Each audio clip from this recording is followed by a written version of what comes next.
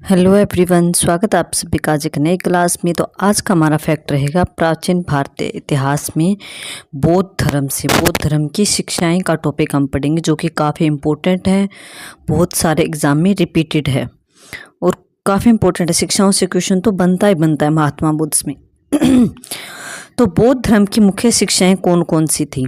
तो सबसे पहले थे 4 आर्य सत्य, मतलब 4 सत्य इसमें दिए गए थे जो कि काफ़ी इम्पोर्टेंट थे, जिनको महात्मा बुद्ध ने खुद भी फॉलो किया और आगे लोगों को भी बताया कि जीवन है उसमें दुख है, ठीक है, और दुख का कारण क्या है? इच्छाएं हैं। दुख का निरोध, इस दुख का कारण अगर इच्छाएं हैं तो इसका इलाज भी है। इलाज क्या है? अष्टांगिक मार्ग। आप ऐसे इसको याद रख सकते हो कि संसार है, संसार में दुख है, दुख का कारण इच्छा है, इस दुख का सॉल्यूशन भी है। सॉल्यूशन क्या है?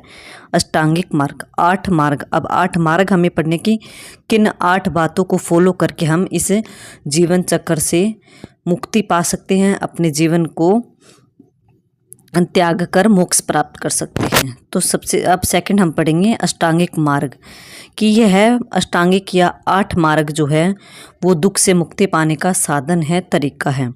सबसे पहले तो है सही समझ रखो, अच्छे विचार रखो, सही से बोलो, सही आचरण नियम पालन करो, अच्छे से जीवन यापन करो, सही प्रयास करो और सही ध्यान लगाओ, ईश्वर का स्मरण करो और ध्यान एकाग्रता में एकाग्रचित होकर, मतलब अकेले बैठकर ध्यान लगाओ। तो ये तो मैंने आपको नॉर्मल भाषा में बताया। आपको याद कौन से रखने? आपको ये वाले रखने याद, संस्कृत वाले, क्योंकि एग्जाम में यहीं आते हैं सीक्वेंस से। सम्यक दृष्टि, सम्यक संकल्प, सम्यक वाणी, सम्यक कर्म, अच्छे कर्म करो, आचरण करो। सम्यक आजीविका, की जीवन जो है आजीविका वो बहुत ही सिंपल तरीके से कमाओ, धन का संग्रह मत करो, सिर्फ अपने खाने का इंतजाम करो, पेट भर सको इतना ही करो। सम्यक प्रयास, सही से प्रयास करो। सम्यक स्मृति, अपनी स्मृति को तेज करो, बुद्धि को, और अच्छी बातों का स्मरण करो। और समाधि से ही जो है जीवन से मुक्ति पाई जा सकती है। और ध्यान लगाकर एकाग्रचित होकर ध्यान लगाओ। तो सीक्वेंस में आप याद रखिएगा 8 मार्गों को: सम्यक दृष्टि, सम्यक संकल्प, सम्यक वाणी, सम्यक कर्म, सम्यक आजीविका, सम्यक प्रयास, सम्यक स्मृति और सम्यक समाधि। तीसरा दिया है महात्मा बुद्ध ने मध्यम मार्ग को, कि न तो अत्यधिक भोग विलास का जीवन व्यतीत करे, ना ही कठोर तपस्या करे, बल्कि दोनों के बीच का मार्ग जो है संतुलित मार्ग अपनाएं। मध्यम मार्ग, जिसको कि बीच का मार्ग बोला गया है, उसको अपनाकर भी आप अपने जीवन को अच्छे तरीके से जी सकते हैं। ज़्यादा ऐशो आराम भी नहीं लेना, ज़्यादा कठोर तपस्या करके शरीर को, खुद को दुख भी नहीं देना। बीच का नॉर्मल जीवन यापन करके जो है आप अच्छा जीवन व्यतीत कर सकते हैं। नेक्स्ट पॉइंट है अनित्य, कि संसार में कुछ भी नित्य या स्थायी नहीं है, सब परिवर्तनशील है, सब चेंज होता रहता है, चेंजेबल है, कुछ भी फिक्स नहीं रहता। आज के दिन से कल में कुछ चेंज पाएगा, कल से परसों में कुछ चेंज पाएगा, सब कुछ चीज़ें जो है वो बदलती रहती है, स्थायी कुछ भी नहीं है। ना मनुष्य का जीवन है, ना जानवरों का जीवन है, किसी भी चीज़ जो बन गई उसका अंत होना तय है। 5वां पॉइंट है अनात्मवाद, नॉन सोल थ्योरी। बुद्ध का कहना था कि मनुष्य के अंदर कोई स्थायी आत्मा नहीं होती, फिक्स नहीं रहती आत्मा, शरीर बदलती रहती है। अन्य धर्मों में इसको आत्मा को स्थायी माना गया है, लेकिन बौद्ध धर्म में बुद्ध ने माना है कि आत्मा स्थायी नहीं है। मनुष्य सिर्फ 5 भागों से बना है, 5 चीज़ें दी गई है जिनसे कि मनुष्य का शरीर बना हुआ है, जिसमें सबसे पहले शरीर, हड्डी, मांस, खून है। फिर मनुष्य के जीवन में सुख दुख की अनुभूति है, जिसको कि वो फील करता है, सुख का अनुभव करता है, दुख का अनुभव करता है। तीसरा है उसको लोगों को पहचानने की और समझने, सोचने समझने की शक्ति है मनुष्य के पास। उसकी आदतें हैं, उसका स्वभाव है, उसकी प्रवृत्तियां हैं। 5वां है चेतना, सोच समझकर वो मनुष्य जीवन यापन करता है, कोई भी काम करता है, सही गलत का फैसला करता है। तो ये 5 चीज़ें, 5 स्कंद बनाए हैं महात्मा बुद्ध ने बताए हैं कि इन्हीं चीज़ों से मनुष्य का निर्माण होता है: रूप, शरीर, वेदना, संज्ञा, संस्कार और विज्ञान। तो महात्मा बुद्ध ने क्या कहा है कि जब ये पांचों मिलते हैं तभी हम व्यक्ति को देखते हैं कि एक मनुष्य बना हुआ है। उसके ये जीवन में ये पांच चीज़ें तो हर हाल में शामिल होती ही होती हैं। जब मनुष्य की मृत्यु होती है तो ये पांचों खत्म हो जाते हैं, उसके साथ ही टूट जाते हैं। इसलिए मनुष्य बुद्ध ने कहा है कि कोई आत्मा स्थायी नहीं है, आत्मा शरीर बदलती रहती है। एक मनुष्य खत्म हो गया, मर गया, तो वो आत्मा निकलकर दूसरे मनुष्य में चली जाती है।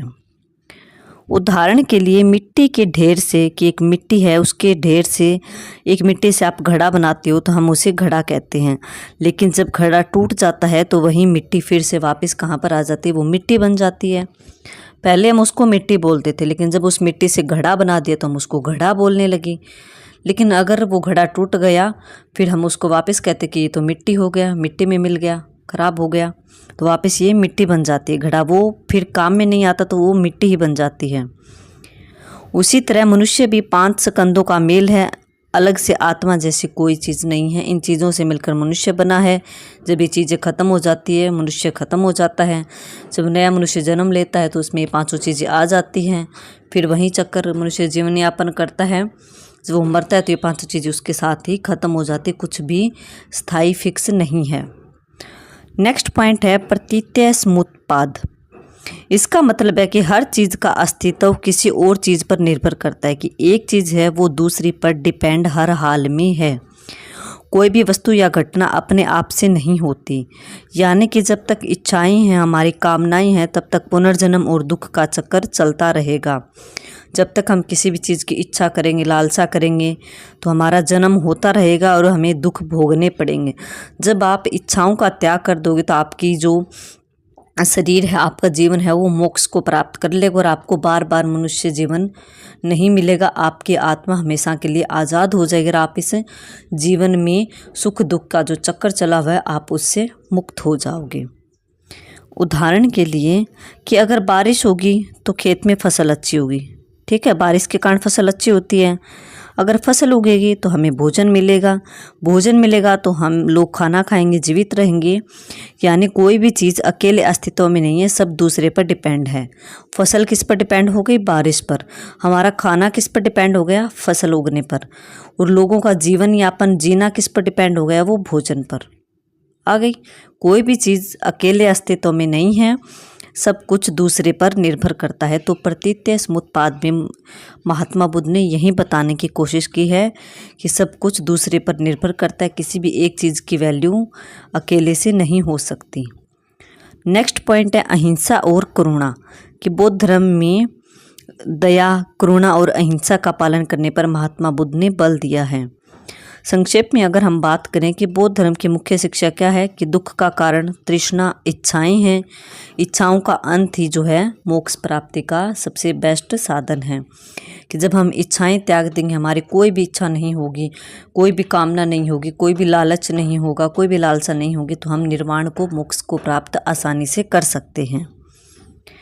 नेक्स्ट पॉइंट है कि बौद्ध धर्म किन किन चीज़ों में विश्वास करता है। ये कई एग्जाम्स में क्वेश्चन आता है, आपको दे देगा किन चीज़ों में बौद्ध धर्म विश्वास करता है या किन चीज़ों को बौद्ध धर्म मानता है। आपको 3-4 पॉइंट दे देगा, फिर पूछेगा कि 1, 2 सही है, 2, 3 सही है, 3, 4 सही है, 4, 1 ठीक है। इसके लिए आपको ये अच्छे से ध्यान होना चाहिए, अच्छे से पता होना चाहिए कि बौद्ध धर्म किन किन चीज़ों को फॉलो करता था, किन किन चीज़ों में विश्वास रखता था। तो सबसे पहला पॉइंट हमने ऊपर पढ़ा था, 4 आर्य सत्य, उसमें विश्वास करता था।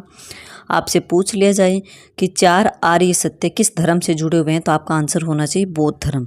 अष्टांगिक मार्ग किस धर्म से जुड़े हुए हैं, वो भी बौद्ध धर्म। अष्टांगिक मार्ग में क्या दिया गया? 8 रास्ते बताए गए जिसमें सही जीवन जीने का तरीका बताया गया है।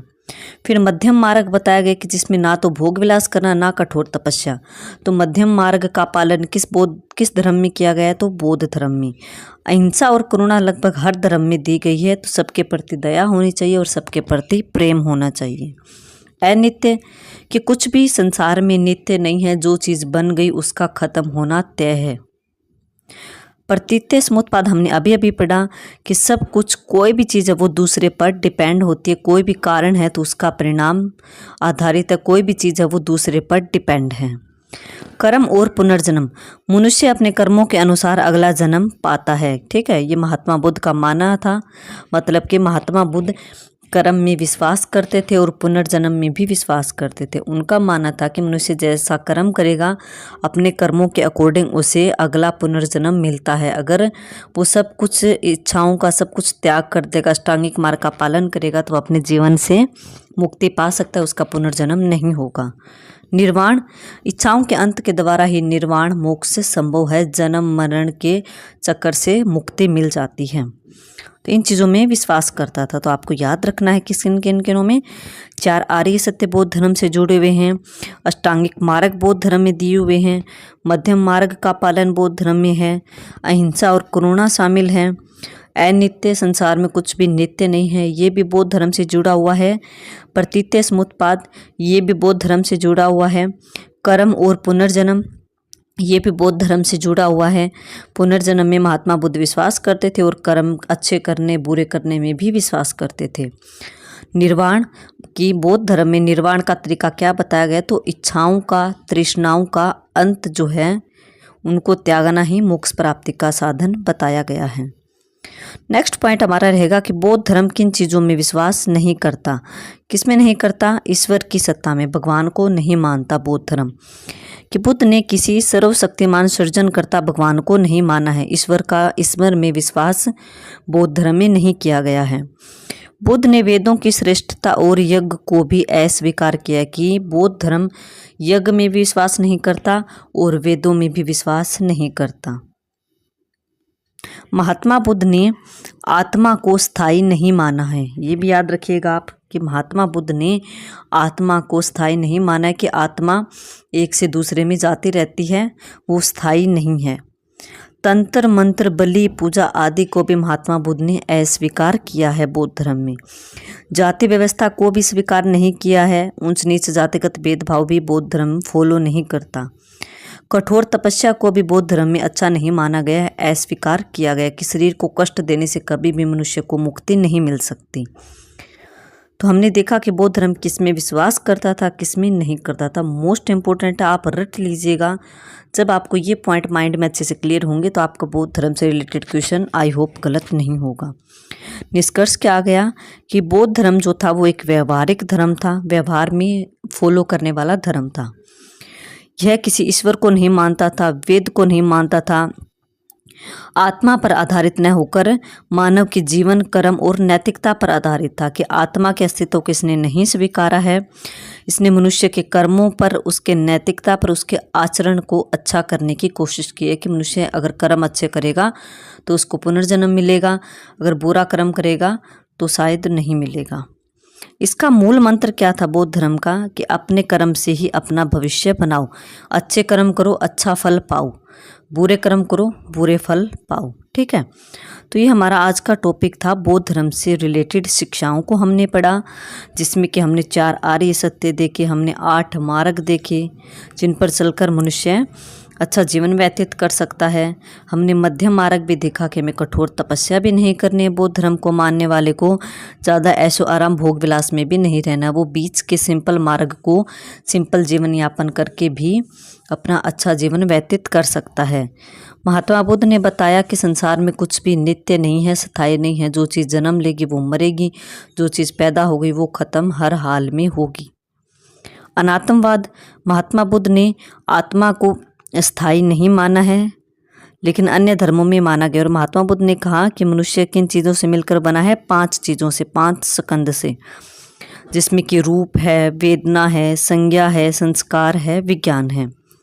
जब ये पांचों मिलते हैं तो हम एक व्यक्ति को पाते हैं। एक व्यक्ति में जब ये 5 चीज़ें होती है तो ये मनुष्य का जीवन यापन करता है, जीवन जीता है। लेकिन जैसे ही मनुष्य की मृत्यु होती है 5 चीज़ें उसके साथ ही खत्म हो जाती है। जब नया मनुष्य जन्म लेता है तो उसमें अंदर ये 5 चीज़ें वापस शामिल होती हैं नए रूप में। जब मनुष्य वो मरेगा तो उसके साथ भी ये चीज़ें खत्म हो जाएगी। नेक्स्ट है प्रतीत्य समुत्पाद। इसका मतलब है कि जो चीज़ बन गई उसका ख़त्म होना तय है। मतलब कोई भी चीज़ है वो अकेले वैल्यूबल नहीं है, वो दूसरे पर डिपेंड रहेगी। जैसे कि मैंने आपको अच्छे एग्जांपल से समझाया, फसल बारिश पर डिपेंड है, खाना फसल पर डिपेंड है, लोगों का जीवन यापन भोजन पर डिपेंड है। मतलब किसी भी चीज़ का अकेले में अस्तित्व नहीं है, सब कुछ दूसरे पर आपस में डिपेंड है। अहिंसा और करुणा पर भी बल दिया गया है बौद्ध धर्म में। तो बौद्ध धर्म की मुख्य शिक्षा क्या है कि दुख का कारण इच्छाएं हैं और इच्छाओं का अंत ही निर्वाण या मोक्ष है। फिर हमने पढ़ा कि बौद्ध धर्म किन किन चीज़ों में विश्वास करता था। 4 आर्य सत्य में, अष्टांगिक मार्ग में, मध्यम मार्ग में, अहिंसा और करुणा में, अनित्य में, प्रतीत्य समुत्पाद। आपसे पूछ सकता है कि प्रतीत्य समुत्पाद का सिद्धांत किस धर्म से जुड़ा हुआ है, तो वो बौद्ध धर्म से। कर्मों को माना है, पुनर्जन्म में विश्वास किया और निर्वाण भी बताया है इच्छाओं के अंत के द्वारा। किन चीज़ों में विश्वास नहीं करता मनुष्य? ईश्वर भगवान को नहीं मानता, वेद और यज्ञ को नहीं मानता, आत्मा को स्थायी नहीं मानता, कर्म कांड यज्ञ अंधविश्वासों में विश्वास नहीं करता, जाति व्यवस्था में विश्वास नहीं करता, कठोर तपस्या में विश्वास नहीं करता। तो इसका मूल मंत्र क्या था इस धर्म का कि अपने कर्म से अपना भविष्य बनाओ। तो ये आज का हमारा टॉपिक था बौद्ध धर्म। बौद्ध धर्म से जुड़ी हुई शिक्षाओं को मैंने बहुत ही अच्छे से, बहुत ही सिंपल लैंग्वेज में आपको समझाने की कोशिश की है। आई होप आपको क्लास अच्छी लगी होगी, आपको ये टॉपिक अच्छे से क्लियर हुआ होगा। फिर भी अगर कोई डाउट रहता है तो आप मुझे कमेंट सेक्शन में कमेंट कर सकते हो। अगर आपको क्लास अच्छी लगती है तो प्लीज़ क्लास को ज़्यादा से ज़्यादा लाइक करें, शेयर करें और चैनल को सब्सक्राइब करना ना भूलें। Okay, thank you everyone.